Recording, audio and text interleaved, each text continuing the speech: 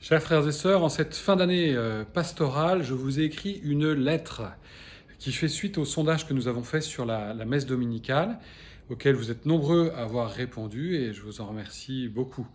Dans cette lettre, que vous pouvez trouver en version papier dans le fond des églises ou alors en version PDF sur le site de la paroisse ou sur la communauté WhatsApp, vous trouverez différents éléments que je voudrais vous exposer de manière plus informelle dans cette vidéo.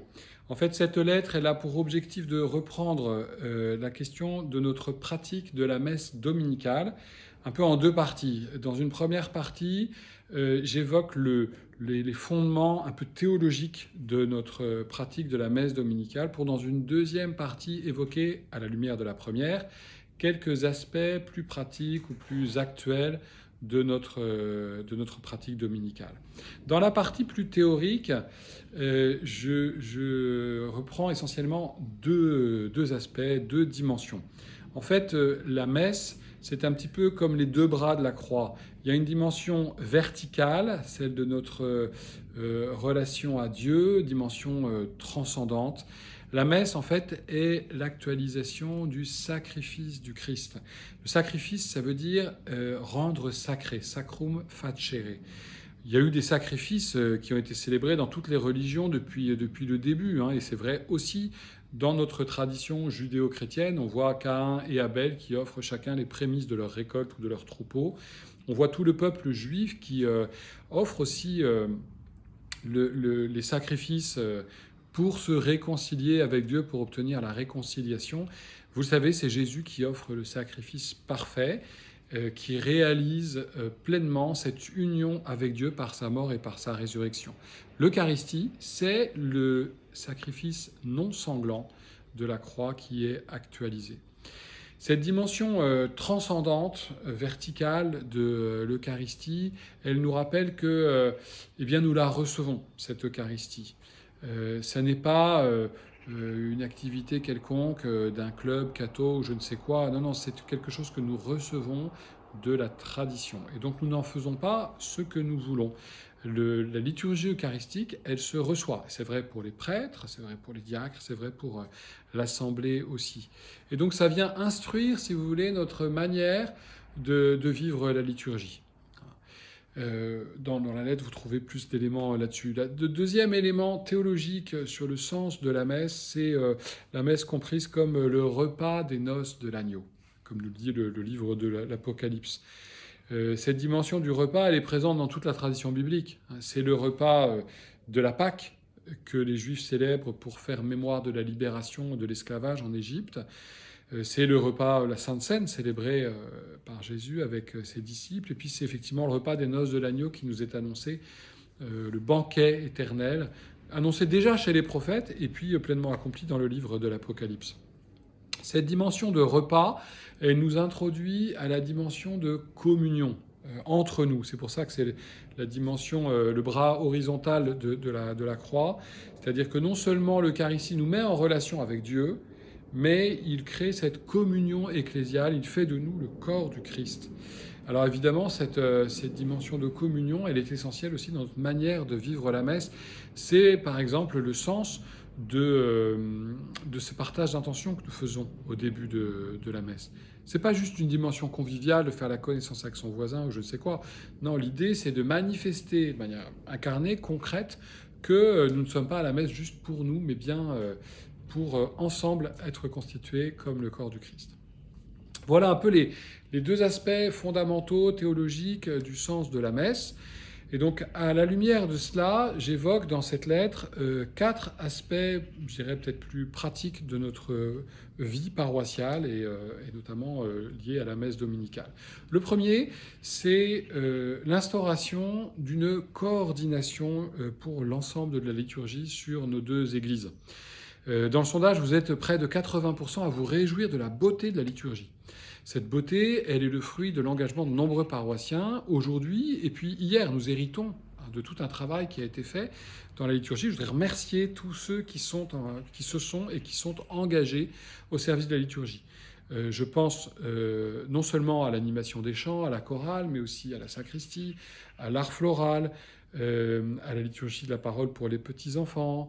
Je pense aussi à la prière universelle, je pense aux servants d'assemblée, aux servantes d'assemblée, aux servants d'autel, et je dois encore en oublier, mais en tout cas, merci à vous tous. Et l'objet donc de cette coordination liturgique, ça va être de promouvoir entre tous ces services déjà une dimension fraternelle, que le service soit vraiment une joie pour chacun de ceux qui s'y investissent, et puis aussi des propositions à la fois de formation et puis d'amélioration, de projets qui peuvent réunir différents de ces services qui touchent à la liturgie. Vous voyez, chaque service ne fonctionne pas de manière isolée. Il y a un lien entre les différents services. Voilà, donc ça, j'ai demandé à 3 paroissiens qui ont accepté de vivre effectivement d'assumer cette coordination. Donc à partir de septembre, il s'agit d'Agnès Babinet et puis de Sixtine et Sébastien Munier qui vont travailler ensemble au service de cette coordination. Ils ne prennent pas du tout la place de ceux qui sont en responsabilité aujourd'hui. Nous avons toujours besoin de vous. D'ailleurs, on cherche encore des gens qui veulent bien s'engager dans cette dimension de la liturgie de nos messes dominicales. Voilà, ça c'est le premier aspect sur lequel nous allons essayer d'avancer. Le deuxième aspect, c'est la question de la joie fraternelle et notamment la dimension intergénérationnelle. Vous êtes aussi nombreux à vous réjouir de ces aspects-là dans le sondage qui a été fait. Mais évidemment, la dimension intergénérationnelle, vous le savez, ça ne va pas sans un peu de bruit, forcément. Alors, on pense au gazouillis plus ou moins maîtrisé de nos plus jeunes enfants, et c'est plus sensible à certaines messes qu'à d'autres, mais pas uniquement. Hein. Moi, je pense aussi à la personne qui oublie d'éteindre son téléphone en arrivant dans l'église et qui nous fait bénéficier de sa belle sonnerie. Ça arrive pas très souvent, mais de temps en temps quand même. Et puis aussi à ceux qui oublient que l'église est un lieu de recueillement, même avant et après la messe, et qui se mettent à discuter de choses très belles certainement, mais qui du coup vont gêner la prière de ceux qui restent là et qui aspirent à un petit peu de silence. Donc, mais ça fait partie, vous voyez, de la dimension de communion, de cette diversité des personnes qu'il faut accepter. Et donc en ce sens, notamment par rapport à la question des jeunes enfants qui, comme vous le savez, est un peu plus sensible, dans cette lettre, j'évoque plusieurs pistes de travail, de réflexion. En substance, eh bien, il est essentiel que tout le monde se sente accueilli. Chacun a sa place dans nos liturgies dominicales, y compris les jeunes familles. Il y a certains parents de jeunes enfants qui se sentent un peu rejetés par des remarques ou des regards. Et ça, c'est pas normal, en fait. Il faut qu'ils puissent vraiment avoir leur place et qu'on le manifeste. Il y a aussi, dans le sondage, des gens qui disent leur joie d'avoir des jeunes enfants, même des personnes d'un certain âge qui disent leur joie d'avoir des jeunes générations. Et c'est une joie, en effet. Parmi les autres remarques pour essayer d'avancer sur le sujet, la présence des jeunes enfants, il ne faut pas juste que nous la tolérions ou que nous la subissions. Le but, c'est de l'assumer pleinement, voyez, d'accepter que ça fait partie de notre réalité paroissiale, c'est une joie, et donc il faut prendre les moyens pour que tout se passe bien et que chacun puisse effectivement trouver sa place. C'est vrai pour l'ensemble de la communauté paroissiale. Cette année, on a essayé d'avancer avec un petit groupe pour avoir une messe un peu plus particulière pour les enfants. Ça n'a pas abouti. Jusqu'à présent, on n'a pas trouvé la bonne formule. Mais moi, j'aimerais continuer ce travail et j'ai besoin de tout le monde pour ça. Non seulement les jeunes parents, mais aussi les personnes d'autres générations. Il faut aussi que les parents assument cette réalité. Les jeunes parents qui avaient des enfants en bas âge, c'est une période de la vie et qui n'est pas forcément facile à vivre. Il y a des aspects très beaux et très joyeux, mais il y a des aspects exigeants. Et notamment à la messe, c'est pas simple de gérer ses petits-enfants. Alors, j'échange souvent avec vous. Je sais que le narthex, c'est pas toujours évident. Mais voilà, il faut trouver le bon équilibre entre le bon usage de cet espace famille, le bon positionnement dans l'Église pour le reste. Et alors tout ça, vous voyez, ça ne se réduit pas à des solutions techniques. Hein. Il y a un certain nombre de paroissiens qui, dans le sondage, disent « Ah, mais il faudrait redonner les consignes par rapport à l'usage de l'espace famille. Il faudrait mettre de la moquette sur l'escalier qui monte à la tribune à Bon Secours. » Bon, ces moyens techniques, en fait, on a déjà beaucoup investi dedans, pas mal de centaines de milliers d'euros quand même depuis quelques années dans les deux paroisses. Ils sont bien, il faut apprendre à en faire un bon usage, mais il nous faut aller plus profondément que cela, je crois, pour bien vivre cette dimension intergénérationnelle. Le troisième aspect pratique que je voulais évoquer, c'est la question des horaires des messes. Et dans ma lettre, j'invite à revenir sur le sens de la messe et du dimanche en relation au sabbat, au 7e jour dans la création. Nos frères aînés juifs ont des choses à nous enseigner là-dessus, vous voyez, sur le fait d'avoir un jour consacré au Seigneur. Autrement dit, la messe dominicale, elle est le signe de cette consécration. Et la manière dont nous allons la vivre et dont nous allons la positionner dans notre journée manifeste ou non cette dimension de consécration. Si on cherche à mettre la messe à un endroit qui nous gênera le moins, qui nous permettra d'avoir le plus de temps possible pour de nombreuses autres activités, vous voyez qu'on n'est pas tout à fait dans cette logique de consécration. Et donc, il faut penser notre participation à la messe et le choix de l'horaire de messe, à la fois en fonction des contraintes pratiques et matérielles que nous pouvons avoir, familiales, professionnelles, que sais-je. Mais il nous faut aussi choisir, vous voyez, vraiment de vivre le dimanche comme un jour consacré au Seigneur et la messe comme le lieu où est manifestée cette consécration. Pour ce qui est de la messe à Saint-Marc, le dimanche matin, vous savez que c'était une des questions, parmi tous ceux qui se sont exprimés sur ces horaires des messes le dimanche matin, en fait, c'est vraiment moitié-moitié.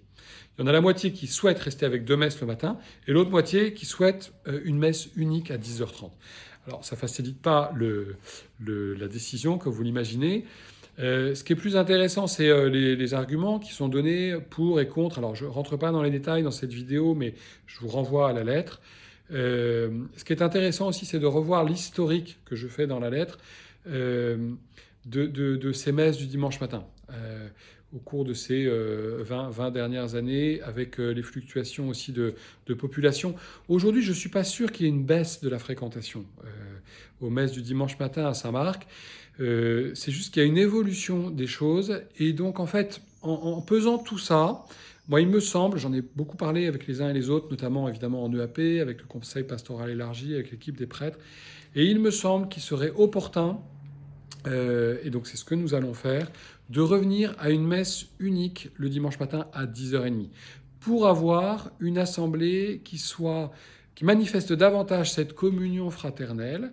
Alors avec, oui c'est sûr, il y aura plus de vie probablement, mais ce ne sera pas forcément aussi bruyant que ça l'était avant le Covid. Parce que depuis, il y a quand même eu les travaux, il y a différents paramètres qui font que je pense que ça se tente vraiment. Et donc on va faire cette expérience au moins pendant une année, puis on fera le point au bout d'un an pour voir si c'était une bonne décision ou s'il faut revenir en arrière. Mais en tout cas, je crois, et nous croyons avec l'équipe des prêtres, que c'est une bonne orientation. 10h30, beaucoup d'entre vous ont dit que c'était un horaire qui convenait bien aux familles, parce que c'est pas trop tôt et en même temps, les enfants ne sont pas affamés à 11h30. Voilà, donc on va avancer dans cette direction-là. Quatrième point que je mentionne dans la lettre, aspect pratique, c'est la question de l'accueil par vie. Vous savez, ces gens en écharpe rouge qui sont là pour nous accueillir à l'entrée, éventuellement à la sortie de la messe aussi. C'est un service qui existe déjà depuis un certain temps sur la paroisse et qui est là pour manifester cette dimension de communion fraternelle. C'est un service qui a besoin aussi d'être renforcé, déployé. Peut-être qu'on trouve aussi d'autres manières de le vivre. Une fois encore, un grand merci à tous ceux qui s'y investissent déjà. Ça fait partie des projets que nous voudrions déployer avec le AP, donc on reviendra d'ici quelques mois vers vous avec plusieurs propositions. J'ai constaté qu'une des peurs de ceux qui étaient sollicités, c'est ils craignaient de devoir être un peu assignés à résidence, de pouvoir partir le week-end. Ce n'est pas du tout le cas. L'objectif, c'est justement d'être suffisamment nombreux pour que ce service soit souple et permette à chacun de s'engager à sa mesure. Voilà, bref, merci de m'avoir écouté. Je vous renvoie vraiment à cette lettre où les choses sont expliquées de manière plus développée, plus étayée aussi. Je vous souhaite à tous un très bon été et je vous dis à très bientôt. Retenez bien la date du 7 septembre au square Gilbert Thomas, notre messe de rentrée qui sera à 10h30 pour tout l'ensemble paroissial.